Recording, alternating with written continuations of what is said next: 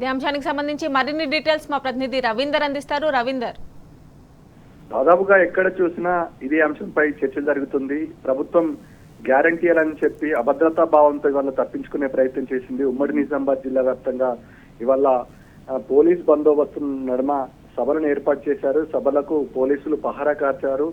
ఎవరి నుంచి ఎలాంటి ఇబ్బందులు తలెత్తకుండా అత్యంత గోప్యంగా ఈ అంశాన్ని తెరపైకి తీసుకురావడం జరిగింది. లబ్ధిదారుల ఎంపికల్లో కార్డ్స్ మాత్రం ఇచ్చారు. దానిపైన ఈ క్లారిటీ ఎవరు ఇచ్చారు, ఎవరు అందజేస్తున్నారు, దీనికి బాధ్యత ఎవరు అనే అంశాలపై అనేక కోణాల్లో ఇవాళ ప్రజల నుంచి డౌట్లు రావడం జరిగింది. వీటిని నివృత్తి చేయడంలో పూర్తి స్థాయిలో ప్రభుత్వం విఫలమైందని చెప్పవచ్చు. పెద్ద ఎత్తున నిరసన గానాలు ఎక్కడికక్కడ వినబడుతున్నాయి.